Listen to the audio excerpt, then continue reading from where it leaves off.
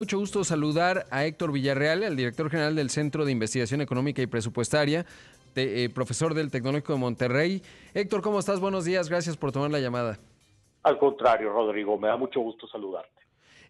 Quiero ir más allá de lo que, pues, prácticamente hay consenso de que se trata de un presupuesto con supuestos muy optimistas, es decir, esta caída que se proyecta para este año de 8% y un crecimiento de 4.6%, pues se encuentra, digamos, fuera de las proyecciones prácticamente de todos los análisis que yo haya leído.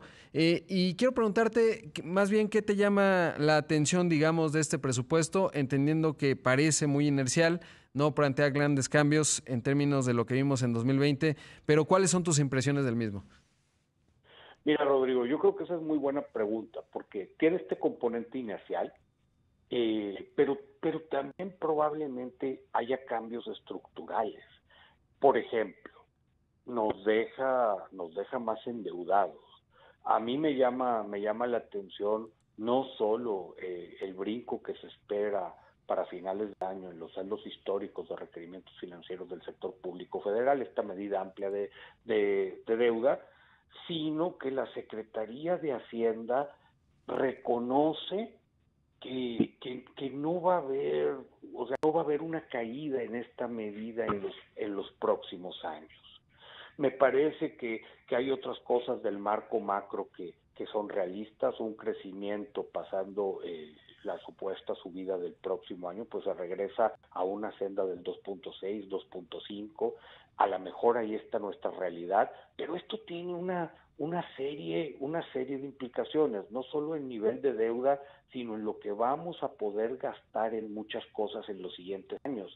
O sea, nos damos cuenta que nuestras finanzas públicas pues están muy austeras, muy al límite. Por ejemplo, no sé si tuviste oportunidad de ver lo que se va a gastar en pensiones. Eh, Está de miedo, sí, de miedo, Rodrigo. O sea, a ver, para el público que nos escucha, les doy un dato. El gobierno federal espera en el 2021 gastar en pensiones 4.9% del PIB. Esto es toda la recaudación por IVA y nos falta un punto del PIB. sí, no, es tremendo. Y justo por eso pensaba que no está, digamos, todavía como parte del insumo del presupuesto, pero lo que concedió la Comisión Federal de Electricidad en términos del contrato de pensiones o jubilaciones, pues aumenta ese pasivo, ¿no? Que finalmente en unos años lo vamos a ver reflejado también en las finanzas públicas porque habrá que hacerle frente a ese nuevo compromiso que se adquirió y habla un poco del espíritu, pues a veces no parecería tan lógico, ¿no? En esta parte, mencionando el dato que das.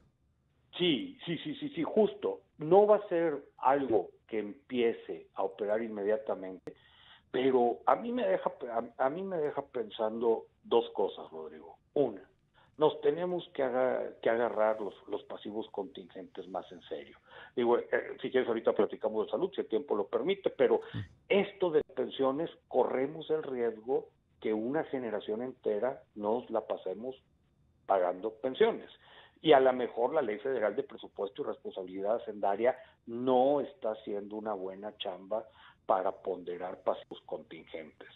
También se me viene a la mente nuestras flaquezas institucionales.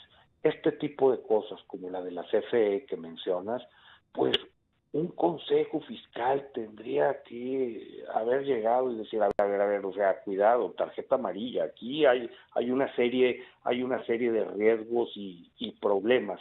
Y bueno, también hay cosas muy interesantes en este paquete por el lado de salud. Creo que en un sentido positivo se ve como que el problema es que no hay dinero, pero se empieza a reestructurar el sistema, muchos programas chicos, básicamente se les quita dinero para empezarlo a concentrar en esto que tendría que ser en el ISABI. El presupuesto a salud no aumentó de manera generosa, incluso cuando ves los aumentos a la Secretaría de Salud, en gran parte pues vienen por lo que queda en el fondo de gastos catastróficos. Y bueno, ahí hay otra realidad. Si queremos un sistema de salud, pues vamos a tener que ver cómo lo fondeamos. Claro, sí, el crecimiento que queda registrado es 9%, pero como mencionas, pues más bien inercial. A mí me llama la atención de los 45 mil millones de pesos que están contemplados para la Secretaría de Salud, más o menos las tres obras emblemáticas representan el 70%, ¿no? Estamos hablando de 102 mil millones de pesos y hablan justo eso, ¿no? La estructura nos dice mucho de las prioridades, pero pensando en la peor crisis de salud reconocido por el propio gobierno federal, pues sí llama la atención un crecimiento apenas de 9%, entendiendo que a lo mejor no es un tema de recursos, sino de estrategia, ¿no? Que eso también, porque recursos, pues a lo mejor sí nos alcanzaría para hacer más pruebas, pero como lo mencionas, pues sí es de llamar la atención en el contexto que estamos viviendo y sobre todo asuntos como la austeridad o el cambio de inercias en términos de la compra de medicamentos, lo cual puede ser, pero cuando tienes efectos como niños que tienen cáncer y que no pueden recibir esos medicamentos por lo que tú quieras, pues se vuelve complicado, ¿no? Y es de llamar la atención desde el punto de vista del presupuesto un aumento del 9% nada más. Complicadísimo. Y mira, te doy un dato. Hace unas semanas CIEP sacó un estudio importante sobre infraestructura. A quien le interese, infraestructura pública. A quien le interese lo puede revisar en la página del centro. Bueno, entre los hallazgos, uno de los que a mí más me avergüenza, el 30% de las escuelas públicas en este país carece de infraestructura sanitaria básica, baños y agua. Ante una pandemia y una necesidad de haberle dado un impulso a la economía, pues ahí hubo una oportunidad que se perdió. Oye, caray, a lo mejor era llegar con Banobras, hacer algún convenio, ¿sabes qué? Vamos a las zonas más marginadas, vamos a invertir en las escuelas. Creo que le hubiera ido bien en la economía, nos hubiera ido bien en términos de salud y hubiera sido ahora sí que una inversión en capital humano. Ese tipo de cosas en el paquete brillan por su ausencia. Ahora, desde el punto de vista de la recaudación, ¿qué observas? Evidentemente los supuestos del crecimiento pues lo podrían afectar naturalmente, hay menos recaudación por IVA, etcétera, pero por otro lado, pues sí se ha señalado y ha cumplido en esa parte el presidente, no hay nuevos impuestos. Entendiendo que de fondo pues lo que México necesita es una reestructura fiscal profunda, ¿no? Porque no hay muchos incentivos a la formalidad. Pero, ¿cómo ves la parte de los ingresos? Mira, la veo bien interesante. Hubo un dato que a lo mejor sí dio cierta cosquillita.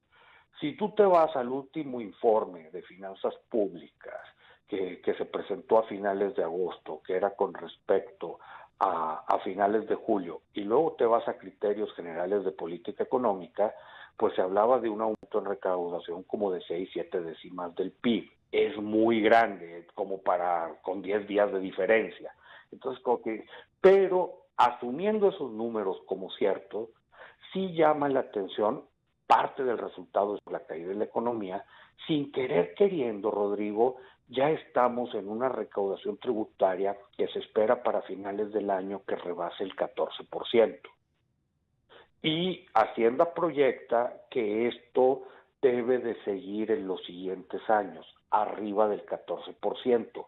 Una apuesta muy fuerte en la administración tributaria, que creo que es una de las cosas que le ha salido bien a este gobierno, una mejor administración tributaria. Sin querer queriendo, entre esa recaudación y si le agregas las cuotas a la seguridad social, que al hablar de presión fiscal es lo correcto, pues ya como quiera traemos una presión fiscal que está rondando el 17% del PIB. A lo mejor no es suficiente, pero ya te empieza a hablar de un sistema fiscal más maduro, más moderno, y esto tendría que estar sucediendo antes de la reforma fiscal.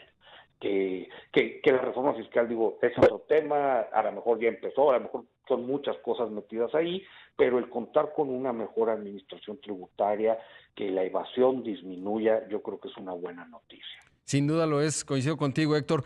Se me acaba el tiempo desafortunadamente, pero continuaremos esta conversación porque obviamente es un documento muy extenso con muchas implicaciones y habrá que seguirlo conversando. Muchas gracias por tomar la llamada. Al contrario, me dará mucho gusto. Aprovecho para decirte que el viernes a las 10 presentamos un análisis amplio precisamente de las implicaciones del paquete económico. Va a ser virtual. Ojalá nos puedas acompañar, Rodrigo. Seguro, ahí estaré. Muchas gracias, Héctor. A ti. Ahí escuchamos a Héctor Villarreal, director general del Centro de Investigación Económica y Presupuestaria, el CIEP, además profesor en el TEC de